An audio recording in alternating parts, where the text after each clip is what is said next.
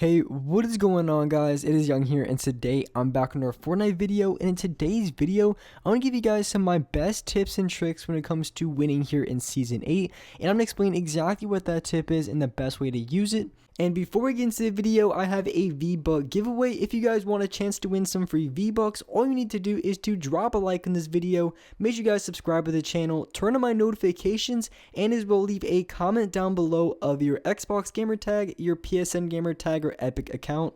And as well, make sure you guys have me added and supported as a creator. All you need to do this is go over to the item shop, hit X, go to support a creator, and then type in my code, and my code is Young Humor. And once you type that in, all you have to do is accept it, and you will have me added and supported as a creator. And just remember that every 2 weeks the code resets. You're gonna have to retype in Young Humor every 2 weeks. And lastly, I'm starting up my Twitch channel, so if you guys want to see some live gameplays, I'm gonna go for a lot of solo squads, high 20 kill gameplays. And if you guys want to see those type of gameplays, make sure you guys follow me on Twitch. It's going to be Young Humor TTV, so make sure you guys follow me if you guys would like to see that. And alright guys, let's get right to the video. Alright, so in this video here for the gameplay in the background, it is a 28 kill game that I had in squads. So definitely one of my better gameplays that I had here for Season 8. And just the other day, or if you guys watching this right when it drops, yesterday I dropped another 30 kill game. So I'm probably going to be posting just that gameplay on my channel, most likely within the next few days. So make sure you guys are subscribed and have notifications on so you get notified when I drop that video, because it really is an insane gameplay. I had some pretty crazy clips in it, so you guys definitely want to check that out.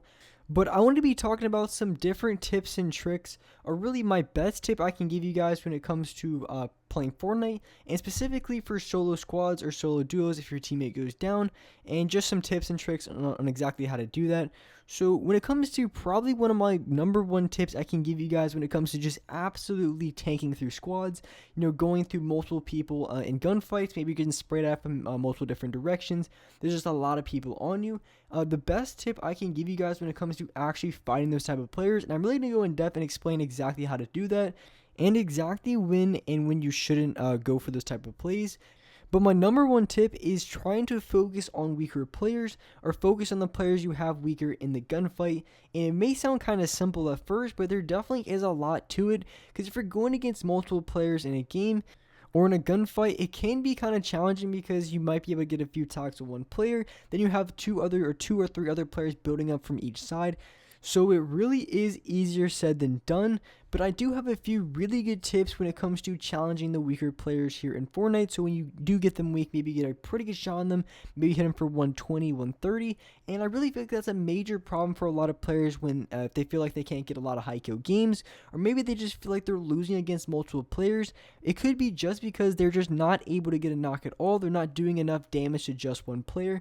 Because I have been in quite a few gunfights where I've messed up, and I've made so many people one shot. I go against a team of 4, I go up, I hit one guy for 120 damage, I look down, hit another guy for another 90, 120 with my AR, I look to my left, hit a guy for another 60 damage, and the 4th guy hit him for 100 damage with my pump.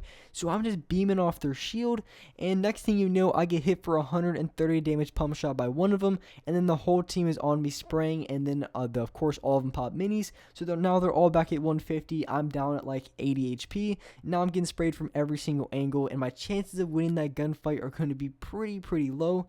And that's just something that has happened to me, or it used to happen to me quite a bit. Now it happens from time to time, but that's something you definitely want to avoid if you want to be able to drop a lot of kills, and as well just be able to clutch out against multiple people and actually win gunfights. But say you're in that gunfight where you're going up against 2 or 3 or maybe even 4 players, and you're able to get at least one of them, hit them for like 120, 130 damage pump shot. So either they have like 20 HP, because if they had 150, they would have 20, or they have 80 HP. Either way, they have white HP. They're going to be pretty low. So when it comes to something like that, the best thing you can do is you want to look for opportunities just to focus on the player. Of course, you have to worry about their teammates if their teammates are building up. But one thing that I like to do, and the best way to challenge that type of player, is so I get that one player weak, I see him go to box up, maybe he only puts like a floor above him or whatever the case may be, or maybe I see him dropping down. If I know I have a really good chance of being able to finish that player, I'm going to hit the guy with the biggest W key I could possibly do. So I'm going to be jumping down, and as soon as I'm jumping down, I'm spraying out the top of his wall. So unless he's already sitting there with turbo build out, I'm going to be in his 1x1 every single time. because even if he is, popping a heal or something, maybe he's not like paying 100% attention. If I'm dropping in on that player right away when he's not, when he's least expecting it, then it's gonna be very difficult for the other player to block that shot. And if you're going against a bunch of sweatier players, it can be a lot more difficult because they could be expecting this type of play. But for the most part, you're going to be able to get inside of their box. And if you're inside of their box and a player who's weak, most of the time you're going to be able to finish off that player pretty easily. And as soon as you kill him, you can thirst him for HP, get more mats, and then continue with the rest of the fight. But this can be a little bit risky at times because, like I said, you're going to be jumping off of high ground, and a lot of times there are going to be players above you and from different angles. So you only want to do this type of thing if you have a really good chance of being able to get a knock on that player. And that doesn't mean, sometimes you have to take a little bit of risk because sometimes you're not going to be able to do it every single time. But you always want to try to give yourself the best possible opportunity to do that. And a lot of times I can predict it pretty well, and a lot of times I'm going to get inside of their box. But say I don't, maybe I drop down, I spray them really hard, and maybe I can't get inside of their box. What I'm going to do, the best way to play it for me personally, is I'm just going to box up with a bunch of metal, and I'm going to build like 2 or 3 1x1s and wait for the other players to come down, and then I'm going to go back for high ground. That's really the only other alternative, or you could place a launch pad and use that to get high ground. Otherwise, it's going to be very, very tricky to try to do any sort of play, because if you already give up your high ground, you're going to have guys from up top and as well guys from different angles spraying at you. So it's going to be very difficult to actually win that type of gunfight. So you want to be careful when it comes to challenging players who are low, but at the same time, if you can get that one knock in a gunfight going against those 2 or 3 players, it's going to put you at a huge advantage to win against the rest of the players. If you can just get one of them knocked or one of them finished, it's going to set you up for a huge advantage because a 1v2 is a ton easier than winning a 1v3 or even a 1v4. But also another thing that I do, I don't really think about doing it too much, but it's kind of just like a second nature thing, is when I'm in a gunfight, I always keep track of exactly who I hit and exactly who's weak. So if I'm going against a fight against 2 or 3 players, I'm going to see exactly what skins they're using, and most of the time people aren't going to be using the exact same skin combos. And that's just one thing that's super annoying. If everyone's rocking the exact same skin combo, it can be kind of weird to see who's weak, who's not. But most of the time when you're going against a squad or even a duo, most of the time they have different skin combos, so it's really easy to tell the difference between players. Just keeping it in mind and keeping track on exactly who you hit and exactly how much damage you hit them for, because you want to be able to try to make your move accordingly, because you're going to be playing a guy differently if he has 150 HP versus if he has 20 or 30. Because when they have 20 or 30 HP, you can play a little bit riskier and go for this type of shot because you only need so much to get, or so much damage to get on to finish them. But they have 150 HP plus maybe even max HP. It's going to be a lot more difficult to actually get a play on that player, because most of the time, unless you hit him for a 1 pump, you're going to have to hit them for multiple different damages, and you're not going to be able to finish them off in just one shot. So that's just one thing that has helped me out a ton in fights, just keeping track on exactly how much HP each player has, and just knowing how much HP the other player has before I go into the gunfight, or even during the gunfight, is going to put me at a pretty good advantage, because I'm going to know exactly what I'm going to have to hit them for. If they have a lot of HP, then I definitely want to be able to get a shotgun shot off first, but if they have low HP, I can probably just finish them off with a couple SMG shots. So I can for sure play a little bit different based on the amount of HP that they have.